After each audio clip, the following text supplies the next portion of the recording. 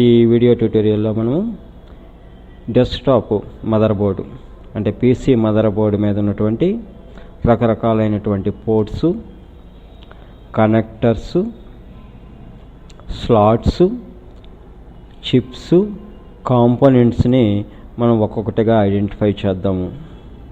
ముందుగా దీని యొక్క కంపెనీ మేక్, మోడల్ నంబరు చూద్దాము. ఇది గిగాబైట్ మదర్ బోర్డు. దీని మోడల్ నంబర్ GA-G31M ES2L. ఈ G31 చిప్ సెట్ని యూజ్ చేసుకుంది. ఇక్కడ మీకు కనిపిస్తుంది CPU. ఇది ప్రాసెసర్, సెంట్రల్ ప్రాసెసింగ్ యూనిట్.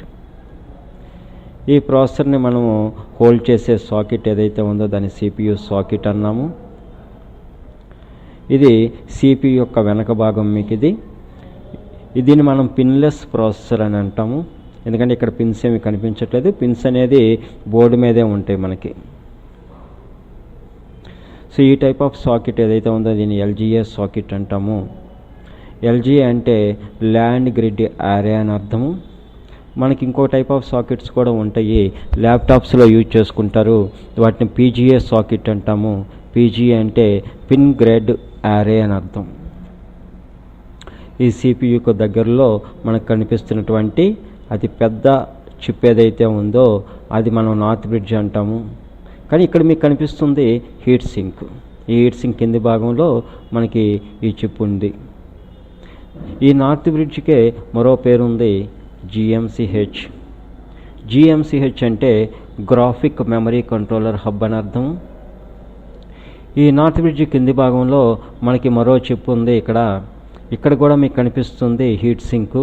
ఈ హీట్ సింక్ కింది భాగంలో మనకి కనిపించే ఈ చిప్ని మనం సౌత్ బ్రిడ్జ్ అని అన్నాము. ఈ సౌత్ బ్రిడ్జ్కి మరో పేరు ఉంది, ICH. ICH అంటే ఇన్పుట్ అవుట్పుట్ కంట్రోలర్ హబ్ అని అర్థము. ఈ నార్త్ బ్రిడ్జ్ని సౌత్ బ్రిడ్జ్ని కలిపి మనం చిప్ సెట్ అని పిలుస్తారు. ఈ నార్త్ బ్రిడ్జ్ సౌత్ బ్రిడ్జ్ కూడా మనకి BGA ప్యాకేజ్ రూపంలో వస్తాయి. BGA అంటే బాల్ గ్రిడ్ యారే అని అర్థము. ఇక్కడ ఈ chip very large scale integrated circuits అంటాం. వీటికి మనకి పిన్స్ ఎక్కడా కూడా బయటికి కనిపించట్లేదు, సోల్డరింగ్ పిన్స్. అయితే ఇవన్నీ కూడా మనకి ఈ చిప్ కింది భాగంలో ఉంటాయి బాల్స్ రూపంలో, అందుకని దీన్ని బాల్ గ్రిడ్ యారే అన్నారు. ఇక్కడ మీకు కనిపిస్తున్నటువంటి IC ఏదైతే ఉందో దాన్ని SIO చిప్ అని పిలుస్తారు. SIO అంటే సూపర్ ఇన్పుట్ అవుట్పుట్ కంట్రోలర్ అని అర్థం. ఈ SIO చిప్ని ఏ విధంగా ఐడెంటిఫై చేస్తామంటే మదర్ బోర్డు మీద నార్త్ బ్రిడ్జ్ సౌత్ బ్రిడ్జ్ కాకుండా మీకు బోర్డు మీద కనిపించినటువంటి లార్జెస్ట్ IC SIO చిప్ అయి ఉంటుంది. ఇది ఎప్పుడు కూడా QFP ప్యాకేజ్లో వస్తుంది. అంటే 4 పక్కల కూడా మనకి 4 సైడ్స్ పిన్స్ ఉంటాయి. QFP అంటే క్వాడ్ ఫ్లాట్ ప్యాక్ అని అర్థం. నంబర్ ఆఫ్ పిన్స్ ఎప్పుడు కూడా దీనికి 128 పిన్స్ ప్యాకేజీలోనే ఉంటుంది. ఇక్కడ మీకు కనిపిస్తున్నటువంటి యారో మార్కు లేదా ఇక్కడ కనిపిస్తున్నటువంటి వైట్ మార్కు మనకి ఇండికేట్ చేస్తుంది పిన్ కౌంటింగ్ అనేది ఇక్కడ స్టార్ట్ అవ్వాలి అనేది. ఇది 1. ఈ పిన్ కౌంటింగ్ ఎప్పుడు యాంటీ క్లాక్ వైజ్ డైరెక్షన్లో మనకి చేయాలి. ఇక్కడ కూడా మనకి ఒక డాట్ మార్క్ ఇండికేట్ చేస్తుంది. ఇది పిన్ నెంబర్ 1 అనేది. కౌంటింగ్ అనేది ఈజీగా ఉండటం కోసం ప్రతి 10 పిన్స్కి కూడా ఒక మార్కింగ్ అనేది ఇచ్చారు. ఇక్కడ 10, 20, 30, 40, 50 అలా. ఇక్కడ కనిపించేది మీకు బయోస్ చిప్. బయోస్ అంటే బేసిక్ ఇన్పుట్ అవుట్పుట్ సిస్టమ్ అని అర్థం. ఈ గిగాబైట్ మదర్ బోర్డు మనకి డ్యూయల్ బయోస్ని ఉపయోగించుకుంది. 2 బయోస్ చిప్లు ఉండే, ఒకటి మెయిన్ బయోస్ M బయోస్, ఇంకొకటి B బయోస్ అన్నారు, బ్యాకప్ బయోస్ అని అర్థం. కానీ జనరల్గా మదర్ బోర్డు మీద మనకి సింగిల్ బయోస్ చిప్ ఉంటుంది. ఈ బయోస్నే మనము FWH ఫర్మ్వేర్ హబ్ అని కూడా అంటారు. ఎందుకంటే బయోస్ అనేది పూర్తిగా హార్డ్వేర్ కాదు, అలా పూర్తిగా సాఫ్ట్వేర్ కూడా కాదు. ఒక సాఫ్ట్వేర్ ప్రోగ్రామ్ అనేది ఒక హార్డ్వేర్ చిప్లో మనము ఎంబెడ్ చేసాము కాబట్టి దీనికి ఇంకొక పేరుతో పిలిచారు, అదే ఫర్మ్వేర్. ఇక్కడ కనిపిస్తున్నటువంటి IC మీకు ఆడియో IC. ఈ ఆడియో ఐసీ ఎప్పుడూ కూడా మదర్ బోర్డులో టాప్ లెఫ్ట్ పోర్షన్లో ఉంటుంది. దాని దగ్గరలో మీకు కొన్ని కెపాసిటర్స్ ఉంటాయి. ఇది ల్యాన్ పోర్ట్, ఇది ఆడియో పోర్ట్కి దగ్గరలో ఉంటుంది. ఈ ఆడియో చిప్ని మనం ఆడియో కొడాక్ చిప్ అంటారు. కొడాక్ మీన్స్ కోడర్, డీకోడర్ అని అర్థం. ఇది ఎప్పుడు కూడా QFP ప్యాకేజ్లోనే వస్తుంది. 4 సైడ్స్ కూడా మనకి పిన్స్ వస్తాయి. ఇది అనలాగ్ సిగ్నల్స్ని డిజిటల్ సిగ్నల్స్ని అనలాగ్ సిగ్నల్స్గా మార్చుకోవడానికి ఈ చిప్ను ఉపయోగించుకుంటాము, ఆడియో సిగ్నల్స్ని. ఈ ఆడియో ఐసీకి కావాల్సిన సప్లైని అంటే 5 volts అవసరం అవుతుంది. ఆ 5 voltsని మనం ఈ రెగ్యులేటర్ ద్వారా డ్రా చేసుకుంటాము. ఇక ఇక్కడ కనిపించే ఈ ఐసీ మీకు ల్యాన్ ఐసీ. ఇది ఎప్పుడు కూడా ల్యాన్ పోర్ట్కి దగ్గరలో ఉంటుంది. దీన్నే మనం ఇథర్నెట్ చిప్ అని కూడా అంటారు. ఇది ఏ రకమైన ప్యాకేజీలో అయినా కూడా మనకి రావచ్చు. ల్యాన్ ఐసీకి ఎప్పుడూ కూడా దగ్గరలో ఒక క్రిస్టల్ అనేది ఉంటుంది. ఆ క్రిస్టల్ యొక్క ఫ్రీక్వెన్సీ 25 MHz ఉండాలి. కానీ ఇక్కడ వచ్చేటప్పటికి క్రిస్టల్ అనేది ఉపయోగించుకోలేదు. ఒక కాయిల్, రెసిస్టారు కాంబినేషన్ మనకి ఫ్రీక్వెన్సీ జనరేటర్గా ఉపయోగించుకున్నారు. ఇక ఇక్కడ కనిపించేది మనకి క్లాక్ ఐసీ అన్నాం, క్లాక్ జనరేటర్ ఐసీ. ఈ క్లాక్ జనరేటర్ ఐసీని మనం ఐడెంటిఫై చేయాలి అంటే ఇది ఎప్పుడు కూడా టీసాప్ ప్యాకేజ్లో వస్తుంది. టీసాప్ అంటే థిన్ స్మాల్ అవుట్లైన్ ప్యాకేజ్ అని అర్థం. ఈ ఐసీకి దగ్గరలో మనకు ఒక క్రిస్టల్ ఉంటుంది పక్కనే. ఈ క్రిస్టల్ యొక్క ఫ్రీక్వెన్సీ 14.318 MHz. ఇక్కడ క్లియర్గా ఈ క్రిస్టల్ మీద రాసి ఉండారు 14.3 అని. సో ఈ విధంగా దీన్ని క్లాక్ జనరేటర్ ఐడెంటిఫై చేసుకోవచ్చు. ఇక ఇక్కడ కనిపిస్తుంది ఈ 2 పిన్స్. దీన్ని మనము జంపర్, CMOS క్లియర్ చేసుకోవడానికి మనం ఈ జంపర్ని ఉపయోగించుకుంటాము. మామూలుగా ఈ జంపర్ ఓపెన్ టైప్ కనుక ఈ మాదిరిగా ఉంటే ఇది నార్మల్ పొజిషన్ ఉన్నట్టు. ఒక జంపర్ని మనం దీన్ని ఇన్సర్ట్ కనుక చేస్తే దాన్ని మనం CMOS క్లియర్ చేసినట్టు. సో నార్మల్గా అయితే అది ఎప్పుడు ఓపెన్లోనే ఉండాలి. ఇట్లా ఈ 2 పిన్స్ కాకుండా 3 పిన్ జంపర్ కూడా ఉంటుంది. అప్పుడు 3 పిన్ జంపర్ కనుక ఉపయోగించినట్లయితే 1, 2 పిన్స్ మనకి నార్మల్ అయినట్టు, 2, 3 క్లియర్ పొజిషన్లో ఉన్నట్టు. సో ఇక్కడ కనిపిస్తుంది మీకు CMOS బ్యాటరీ లేదా RTC బ్యాటరీ అంటాము. CMOS అంటే complementary metal oxide semiconductor అని, RTC అంటే రియల్ టైం క్లాక్ అని అర్థం. ఇది 3 volts బ్యాటరీ. ఈ బ్యాటరీ యొక్క పర్పస్ ఏంటంటే మీకు సిస్టమ్ యొక్క డే టు టైము కూడా ఎప్పుడు అప్డేట్ అవుతూ ఉండటానికి కావాల్సినటువంటి సప్లైని RTC సర్క్యూట్కి ప్రొవైడ్ చేస్తుంది. మనం సిస్టమ్ ఆఫ్ చేసినప్పుడు కూడా మనకి సిస్టమ్ డే టు టైము ఎప్పుడు కూడా మారకుండా అప్డేట్లో ఉండేటట్టుగా చూసుకుంటుంది. సో ఇంకో క్రిస్టల్ ఒకటి మనకి ఇక్కడ కనిపిస్తుంది. దీన్ని మనం RTC క్రిస్టల్ అంటాము. దీని యొక్క ఫ్రీక్వెన్సీ 32.768 kHz. ఇది మనకి సౌత్ బ్రిడ్జ్కి దగ్గరలో ఉంటుంది. ఎందుకంటే RTC సర్క్యూట్ అనేది సౌత్ బ్రిడ్జ్లో ఉంటుంది కనుక.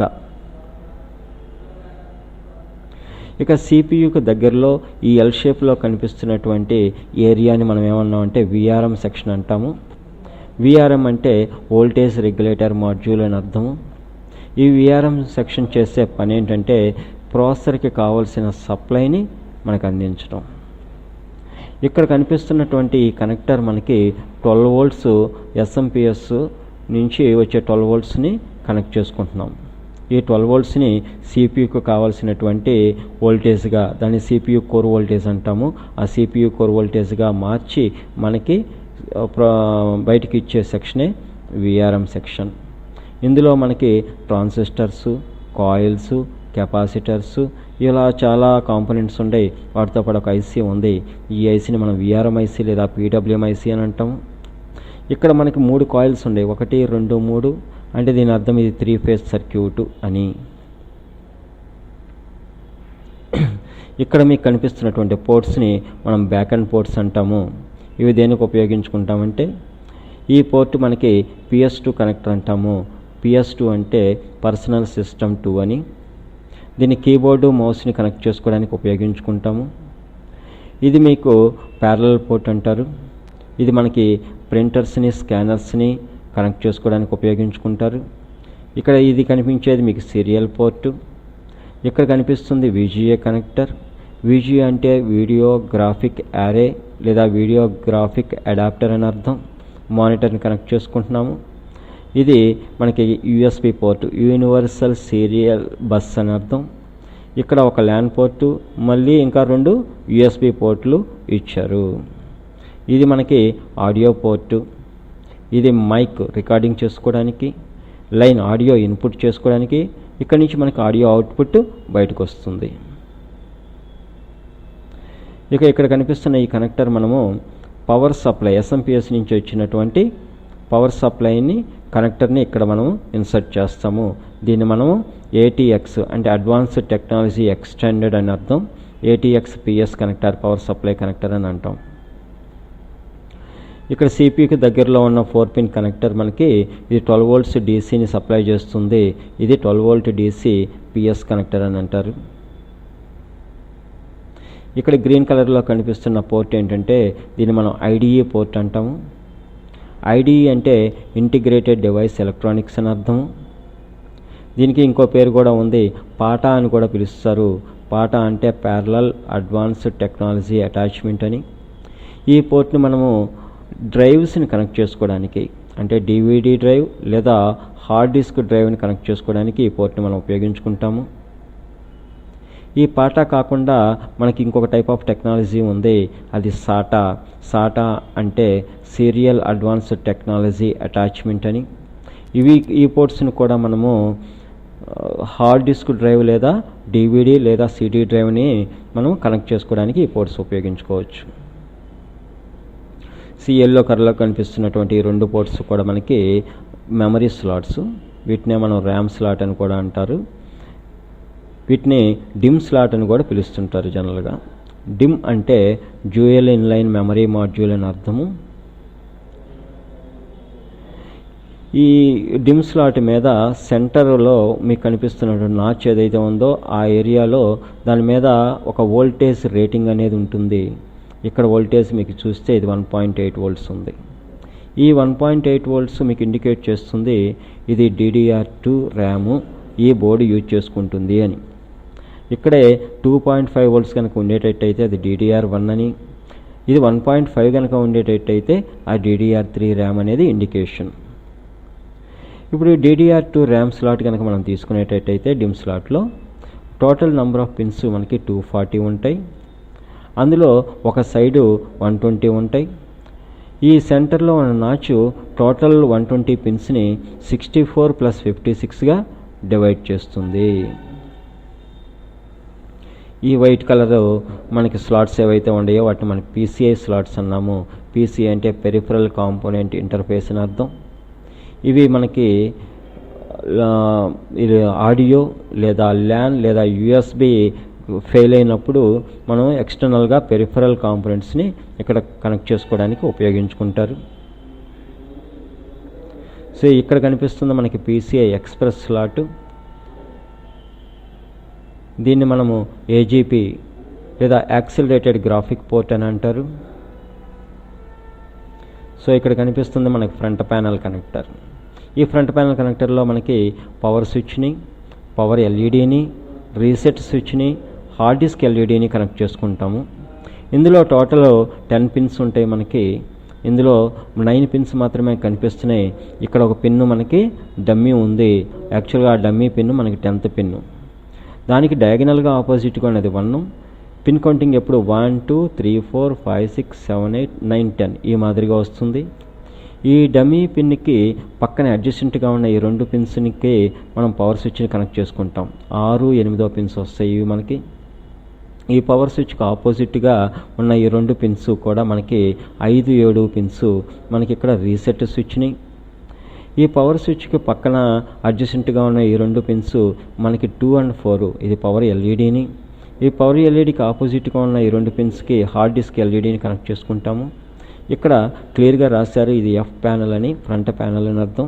ఇక్కడ కూడా మనకి ఇదిగోండి రీసెట్, స్విచ్, హెచ్డి ఇట్లాంటివన్నీ క్లియర్గా ఇక్కడ మెన్షన్ చేయడం జరిగింది.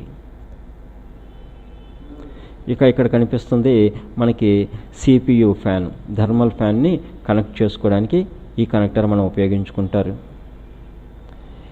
ఇది క్యాబినెట్కి ఉన్నటువంటి ఫ్యాన్ని కనెక్ట్ చేసుకోవడానికి ఈ కనెక్టర్ని ఉపయోగించుకుంటాం. దీన్ని సిస్టమ్ ఫ్యాన్ లేదా రేర్ ఫ్యాన్ కనెక్టర్ అంటారు. ఈ సిస్టమ్ ఫ్యాను, రేర్ ఫ్యాన్ కనెక్టర్లు కొన్ని సార్లు మదర్ బోర్డులో సిపియుకి దగ్గరలో ఉంటాయి.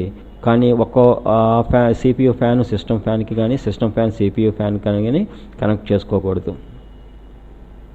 ఇక ఇక్కడ కనిపిస్తున్నాయి మీకు యూఎస్బి, ఫ్రంట్ యూఎస్బిని కనెక్ట్ చేసుకోవడానికి ఉపయోగపడే కనెక్టర్స్, ఫ్రంట్ యూఎస్బి కనెక్టర్స్.